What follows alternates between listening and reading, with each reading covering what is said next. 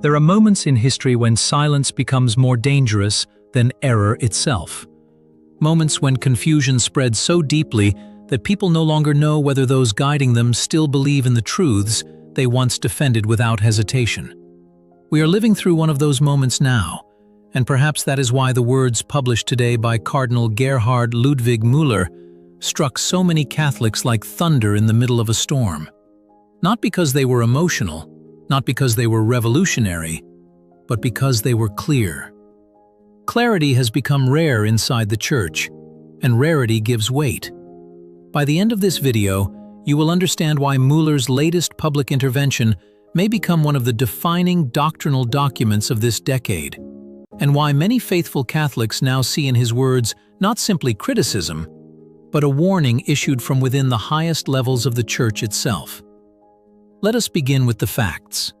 On May 18, 2026, Cardinal Gerhard Müller published a new article through the platform Silere non possum, under a title that immediately spread through Catholic media circles across Europe. The silence inside the Church must end now. Not should, not perhaps, must. The article was not written as an interview filtered through journalists or adapted by editors. It was composed directly by Müller himself. Signed, published, deliberate. And the content leaves no room for ambiguity. Müller begins by describing what he calls a dangerous paralysis inside the Church. A paralysis in which bishops, priests, theologians, and even cardinals increasingly refuse to speak openly about the crises affecting Catholic life for fear of isolation, punishment, or public labeling. He writes that many shepherds today have become administrators of ambiguity instead of guardians of truth. That phrase alone explains why the article has generated such intense reaction, because it touches the deepest anxiety of millions of Catholics. The fear that institutional stability has become more important than doctrinal clarity. Müller does not stop there. He directly addresses several issues that most church officials prefer discussing only in coded language. The doctrinal confusion surrounding sexuality, the weakening of sacramental discipline, the collapse of catechesis in Europe, the growing hostility toward traditional liturgy, the normalization of moral relativism under pastoral terminology, and perhaps most significantly, the transformation of synodality into what he describes as a permanent process without clear theological boundaries. That sentence matters enormously, because Müller is not an outsider attacking the Church from afar. He is the former prefect of the Congregation for the Doctrine of the Faith, the very office once responsible for defending Catholic orthodoxy worldwide. When a man who held that position publicly warns that theological boundaries are dissolving, Catholics pay attention. Especially because Müller writes with the precision of someone who understands exactly how institutions operate internally. He does not accuse the Church of formally denying doctrine. His criticism is more subtle and in many ways more devastating. He argues that doctrine is increasingly being bypassed, ignored, reframed, surrounded with ambiguity until its practical meaning disappears while its official wording technically remains intact. This distinction is critical, and Müller knows it. He writes that the greatest danger facing the Church today is not open heresy in its classical form, but the systematic weakening of certainty through permanent reinterpretation. In other words, truth is not denied directly, it is exhausted gradually, buried beneath endless qualifications, pastoral exceptions, sociological categories, and therapeutic language. And here the Cardinal introduces the central theme of his article: fear. Not fear among ordinary believers, fear among bishops themselves.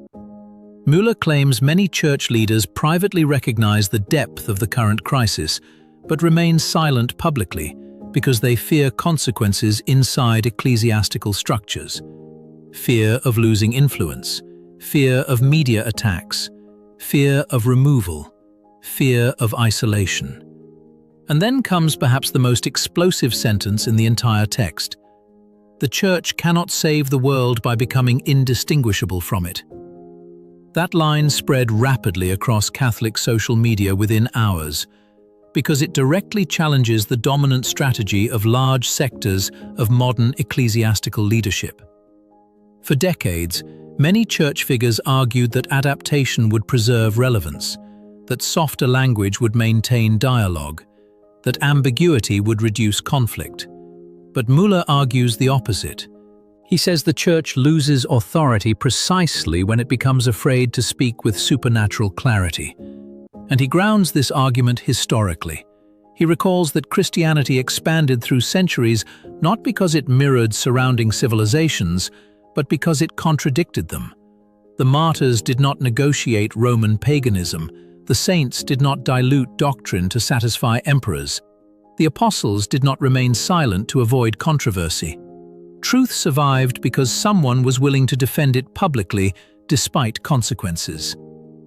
This historical framing is essential to understanding Müller's intervention, because he is not presenting himself as political opposition to Pope Leo XIV.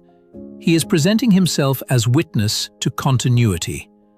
That is why he repeatedly invokes the language of tradition, not nostalgia. Tradition. There is a difference. Nostalgia seeks refuge in the past. Tradition transmits permanent truth through time. Müller insists the Church must remember this distinction if it hopes to survive the present crisis. And here the article becomes even more striking, because the Cardinal explicitly criticizes what he calls the obsession with process. He writes that endless synodal structures, commissions, listening sessions and consultations risk replacing proclamation itself. The Church begins listening endlessly, but no longer teaching clearly. The process becomes permanent while truth becomes negotiable. That concern directly intersects with the broader tensions surrounding the pontificate of Leo XIV. Because Leo's language has consistently emphasized dialogue, accompaniment, and synodality. Müller responds by emphasizing certainty, doctrine, and supernatural identity. Two very different visions of ecclesial renewal, and Catholics around the world increasingly recognize the contrast. Yet Müller avoids personal attacks. That restraint matters. He never presents himself as rebel or dissenter. Instead, he writes almost sorrowfully, as if trying to remind the Church of something it already knows but no longer wishes to say aloud. At one point, he recalls the words of St. Paul to Timothy, "Preach the word in season and out of season." Müller comments that today many shepherds are willing to preach only in season, only when cultural approval is guaranteed. But Christianity was never built on approval. It was built on witness, and witness always carries risk. This is why Müller's article resonates far beyond theological circles, because millions of ordinary Catholics already feel the confusion he describes. They see contradictory messages coming from bishops. They see moral teachings softened in practice while technically maintained in theory. They see traditional priests marginalized while progressive experimentation proceeds cautiously but steadily. They see churches emptying across Europe while ecclesiastical leaders continue speaking primarily about structural reform. And they ask themselves a painful question. Does anyone inside the hierarchy still speak with certainty? Müller's answer is yes, but far too few. And that silence, he warns, may ultimately become catastrophic. There is one passage in particular that reveals the deeper gravity of his concern. He writes that when bishops remain silent in times of doctrinal confusion, ordinary believers are abandoned to ideological chaos without guidance. That phrase echoes directly the warnings issued by past defenders of orthodoxy throughout church history. Athanasius during the Arian crisis, Catherine of Siena during the Papal crisis, Pius X during modernism. The pattern is always similar. Confusion spreads gradually, silence normalizes it, and eventually, error becomes institutional habit. Müller clearly fears the Church stands dangerously close to that threshold today. which explains why he chose such an uncompromising title. The silence inside the Church must end now. Not eventually, not after another synod, not after another commission. Now. Because in Müller's view, every month of silence deepens the crisis further. And perhaps most remarkably, he never frames the issue primarily as political. For Müller, the real battle is spiritual, the soul of Catholicism itself. Will the Church continue speaking as guardian of revealed truth? Or will it become merely another humanitarian institution adapting endlessly to cultural pressure? That is the question beneath every line of his article. And it is the question millions of Catholics increasingly recognize beneath almost every controversy now unfolding inside the Church. Because beneath the debates over liturgy, sexuality, synodality, migration, or modernity lies one deeper issue. Does truth still exist independently of consensus? Müller's answer is unmistakable. Yes. And silence about truth is not mercy. It is abandonment. What do you think? Has silence inside the Church gone too far? Or is Müller exaggerating the crisis? Comment below. Amen. God bless you. There is something even more unsettling beneath Müller's article that very few commentators have fully understood. The Cardinal is not merely criticizing silence, he is warning that silence itself has become a governing method inside large parts of the Church. And once silence becomes institutionalized, confusion no longer appears accidental. It becomes structural. This is the point where Müller's text becomes truly dangerous for many within ecclesiastical leadership. Because he is no longer discussing isolated doctrinal problems. He is describing an atmosphere, a climate, a culture of avoidance. He writes that many bishops today prefer managing tensions rather than resolving them through clarity. That phrase sounds administrative at first, but its implications are enormous. Because managing tension means allowing contradictory interpretations to coexist indefinitely. One bishop allows blessings, another condemns them. One diocese encourages traditional liturgy, another suppresses it. One cardinal speaks of immutable doctrine, another speaks of evolving pastoral understanding. And Rome often responds not with definitive clarification, but with strategic ambiguity. Müller clearly believes this model is unsustainable, not because Catholics demand rigidity, but because human beings cannot live spiritually for long inside permanent uncertainty. Faith requires coherence. That is why Müller repeatedly returns to the word truth throughout the article. Not dialogue, not process, truth. He writes that Christian charity separated from truth eventually collapses into sentimentality, and sentimentality cannot sustain civilization. This is where his argument moves beyond internal church politics and enters the crisis of the modern West itself. Müller sees Europe collapsing spiritually because Europe first abandoned metaphysical certainty. Once truth becomes relative, everything else eventually follows. Marriage weakens, identity fragments, law loses moral foundation, freedom becomes detached from responsibility, and finally society itself becomes unstable because no common moral language remains. Müller explicitly connects this collapse with what he calls the dictatorship of emotionalism, a society where feelings replace reason and where institutions fear offending more than they fear falsehood. He warns that the Church risks imitating this mentality precisely when it should be resisting it. That criticism directly explains why he speaks so forcefully about liturgy. For Müller, liturgy is not decoration. It is theological formation. The way Catholics worship shapes the way Catholics believe. If worship loses transcendence, faith gradually loses transcendence too. That is why he strongly criticizes the trivialization of sacred language, sacred music, and sacred ritual. Not because aesthetics are everything, but because beauty protects doctrine. This insight places Müller very close to Benedict XVI, and that connection matters enormously. Remember who Müller was before becoming cardinal. He was one of Benedict's closest theological collaborators, chosen personally to lead the Congregation for the Doctrine of the Faith, a man deeply formed by Ratzinger's intellectual vision. That vision always emphasized one central danger: the dictatorship of relativism. Now, in 2026, Müller is essentially arguing that Benedict's warning has become reality, not only outside the Church, inside it. This is why the article feels so urgent. It reads less like ordinary commentary and more like final alarm. At one point, Müller recalls that throughout Christian history, moments of renewal always began when individuals stopped fearing isolation.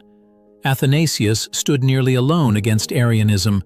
Thomas More stood nearly alone against royal pressure. Maximilian Kolbe stood against totalitarianism. Truth survived because someone refused silence. Müller seems to believe modern Catholics now face a similar moment.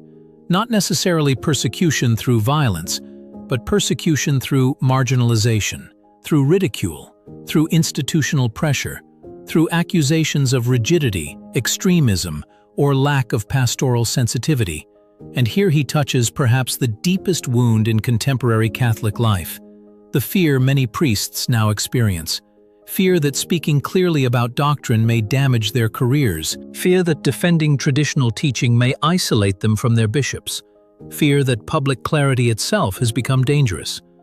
Müller writes that when priests become afraid to preach Catholic doctrine openly, the faithful eventually lose trust not only in clergy, but in the Church itself, because believers instinctively recognize hesitation, and hesitation about truth creates spiritual instability. This explains why Müller insists silence must end immediately, not eventually, immediately, because every year of hesitation accelerates secularization further, especially among the young. Many church leaders once assumed younger generations would reject traditional Christianity because it seemed demanding. Instead, many young Catholics are rejecting weak Christianity because it seems uncertain. This paradox appears everywhere now.